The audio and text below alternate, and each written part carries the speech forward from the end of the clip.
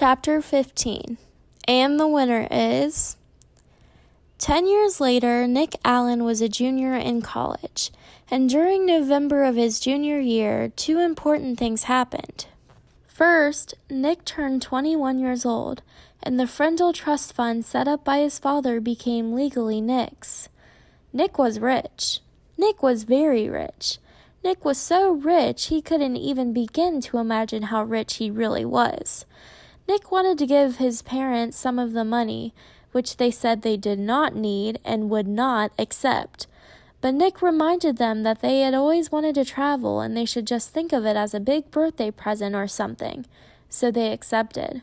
And Nick also wanted to give some money to his big brother James, who said he did not need it and would not accept it, but Nick reminded James that his 2-year-old daughter would grow up and go to college someday. And besides, hadn't James once given Nick his whole baseball card collection? So James accepted the gift.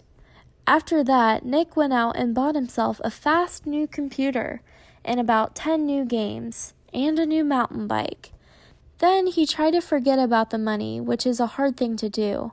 But he managed pretty well and kept working on his college degree as hard as ever.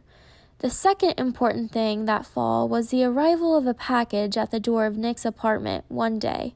A large, heavy package. It was from Mrs. Granger.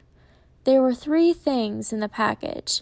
1, a brand new 8th edition Webster's College Dictionary. 2, a handwritten note taped to the cover of the dictionary. And 3, a fat white envelope. Turning the white envelope over, Nick saw the name. His name. He had written it there one September afternoon in Mrs. Granger's room after school, 10 years ago. Nick set the envelope down and gently peeled the note off the front of the dictionary. My dear Nicholas, please turn to page 541 of this book. Nick grabbed the dictionary and leafed to page 541, his heart pounding. And there, between Frimmel and fringe, he read, Frindle. Noun. A device used to write or make marks with ink. Arbitrary coinage originated by Nicholas Allen, American, 1987. See pen.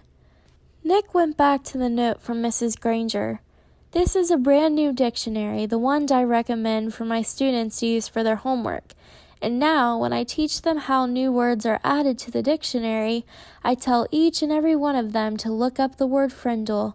And of course, I have sent along the letter I promised to give you when our little battle was over. And now it's over. Your teacher, Mrs. Lorelei Granger. Nick's head was spinning. With shaking hands, he opened the fat white envelope. He pulled out the 10-year-old letter and began to read. Dear Nicholas, if you are reading this letter, it means that the word Frindle has been added to the dictionary. Congratulations. A person can watch the sunrise, but he cannot slow it down or stop it or make it go backward. And that is what I'm trying to do with your word. At first, I was angry. I admit that. I was not happy to see the word pen pushed aside as if it didn't matter. But I guess that if the Latin word for feather had been frindilis instead of penna, then you probably would have invented the word pen instead. Like the sunrise, some things just have to happen. And all you really can do is watch. The word frindle has existed for less than 3 weeks. I now see that this is the kind of chance that a teacher hopes for and dreams about. A chance to see bright young students take an idea they have learned in a boring old classroom and put it to a real test in their own world. I confess that I am very excited to see how it all turns out. I am mostly here to watch it happen. But somehow I think I have a small part to play in this drama, and I have chosen to be the villain. Every good story needs a bad guy, don't you think? So someday I will be asking you to forgive me, and I hope you will. Nick, I know you like to think. Please think about this. When I started teaching, no one had landed on the moon. There were no space shuttles, no CNN, no weather satellites. There were no video cassette recorders, no CDs, no computers. The world has changed in a million ways. That is why I've always tried to teach children something that would be useful no matter what. So many things have gone out of date, but after all these years, words are still important. Words are still needed by everyone. Words are used to think with, to write with, to dream with, to hope and pray with. And that is why I love the dictionary. It endures, it works. And as you now know, it also changes and grows. Again, congratulations, and I've also enclosed a little present for you. Yours truly, Mrs. Granger. Nick remembered Mrs. Granger's eyes, and now he understood what some of those special looks had meant. The old fox. She had been rooting for Frindle the whole time. By fighting against it, she had actually helped it along. There was a flat, oblong case in the white envelope, the kind of case you get when you buy a watch. Nick pulled it out and opened the lid. Inside was something else Nick had not seen for years. It was Mrs. Granger's favorite pen, her old maroon fountain pen with a blue cap. And under the clip was a little folded piece of paper. It was another note, a very short note, just one word, Frindle. About a month later, something happened over in the old part of Westfield, over where the trees are huge and the houses are small. On Christmas morning, Mrs. Granger's doorbell rang. Mrs. Granger opened the door, but no one was there. Someone had left a package inside her storm door. A box wrapped in green paper with a red bow and a white envelope taped to one end. She smiled as she stooped down to pick it up. As she picked up the package, she noticed a red, white, and blue express mail envelope sticking halfway out of her mailbox next to the doorway. It must have been delivered late on Christmas Eve. She opened the storm door, plucked the envelope from the mailbox, and then shut both doors and went inside with a shiver. Mrs. Granger went across the living room and sat on the couch. The express envelope was from the Westfield School District office. It looked important, so Mrs. Granger opened it right away.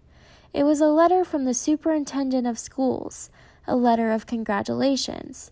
A permanent trust fund for college scholarships had been established with a donation of $1 million from one of your former students. It would be called the Lorelei Granger Students Fund. Mrs. Granger was sure it was a mistake, or maybe a prank. $1 million? Nonsense! She had the urge to pick up the telephone and give the superintendent a call and straighten this out right away.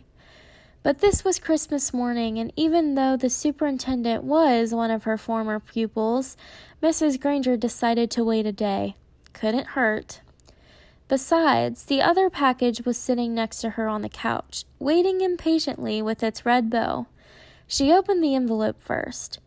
It was a little Christmas card with a sloppy note, obviously the work of a 5th grade boy. Dear Mrs. Granger, you're one of my favorite teachers. Here is something I want you to have. Sincerely, a student of yours. Mrs. Granger glared at the spelling mistakes, but then chuckled and shook her head. Kids are always the same, year after year. Here she was in her 45th year of teaching, all set to retire in June. She could hardly remember a Christmas day when she didn't have a present from one of her students. Mrs. Granger pulled off the red ribbon and tore off the paper and lifted the lid of the box. She expected to find something made of yarn and popsicle sticks, or maybe curly macaroni and glue, but instead she found an oblong case covered with blue velvet. She opened the case, and inside was a beautiful gold fountain pen. She picked it up, and it was cool and heavy in her hand. Words were engraved along the pen's shiny barrel, and Mrs. Granger had to slide down to the end of the couch and turn on her reading lamp. Then she could read the 3 thin lines of type. This object belongs to Mrs. Lorelei Granger, and she may call it any name she chooses. With love, from Nicholas Allen.